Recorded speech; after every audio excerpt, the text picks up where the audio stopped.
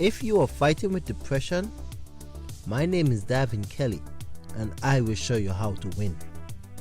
Like, subscribe and share this video to someone in need.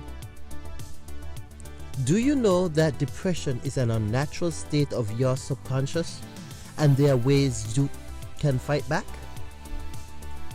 Our brain is tasked with one thing: keep us safe. Our brain is also split into the conscious and the subconscious brain. The conscious brain is responsible for all creative planning and thinking. Once an activity is learned, it is stored in the subconscious brain. Doing this leaves the conscious brain free to take on another task. The subconscious brain controls 90% of our mind and lives. It starts working inside the womb and is in full control until age 7.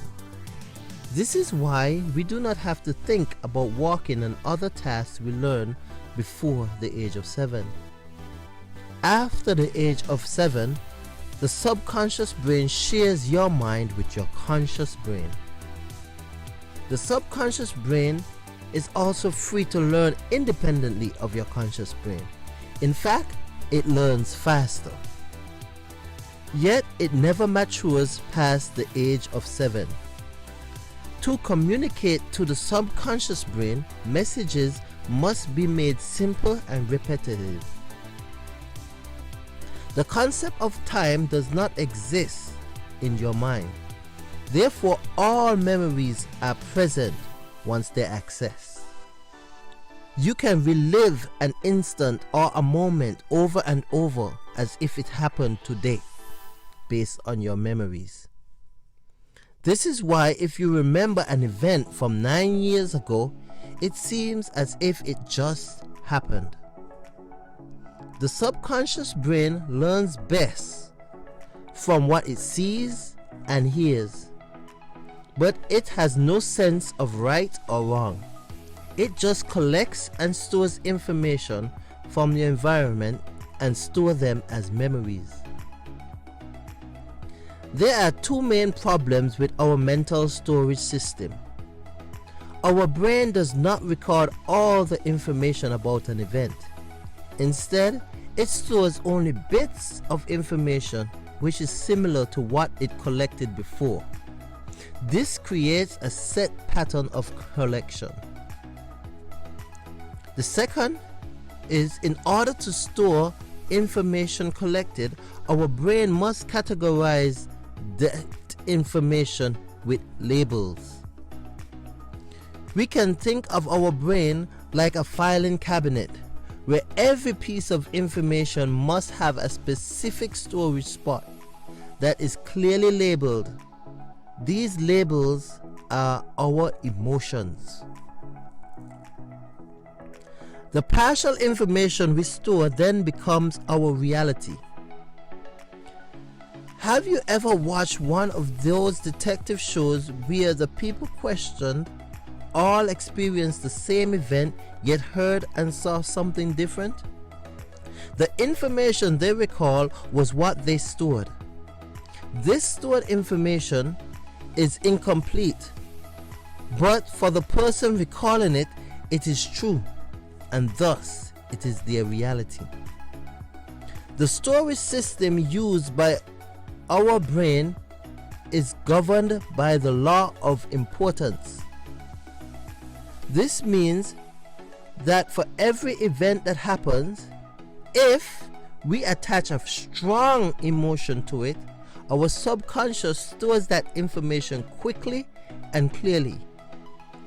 Next, the subconscious will start identifying that type of information in our environment and storing it as well. This is the reason why you get what you focus on. Can you think of a time where you wanted to purchase something in a store, then suddenly you start seeing it everywhere?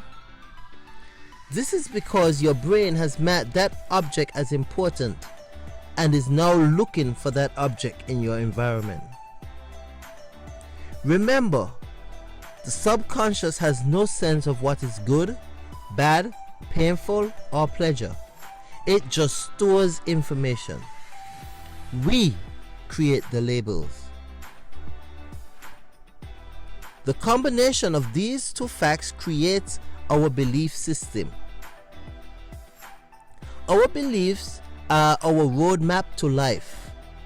Sadly, most of the information collected and stored are not empowering, and this creates negative, limiting beliefs. The result of this is when our conscious brain chooses a positive destination for our lives, it looks to the subconscious brain to choose the best way to get it. But if only negative information is stored, we instead get a map for disaster, for we cannot follow the wrong map to the right destination. Whenever we are thinking or planning, we are looking into the subconscious brain for a map on how to accomplish something. Take this example. Have you ever tried to stick to a diet? Did it work? This is because food is stored in the subconscious as a form of pleasure, not as a specific dish for a specific purpose. The moment you attach the label diet to a group of food, then those foods are taken out of the pleasure section and added to a new subsection in your subconscious called diet. This new subsection is not under pleasure, so your consciousness tries to protect you by returning you to pleasure. Therefore, the diet fails and we won't lose weight. If a diet is to be successful, the word diet must be removed, and healthy foods must be labeled as food, and unhealthy food must be labeled to your subconscious as poison. Labeling them as poison will automatically remove all desires for you to have them. Depression lives between your conscious brain and your subconscious brain. You can picture your conscious and subconscious brain as two sides of a river. For information to get from one side of the river to the other side of the river, it must pass over the bridge.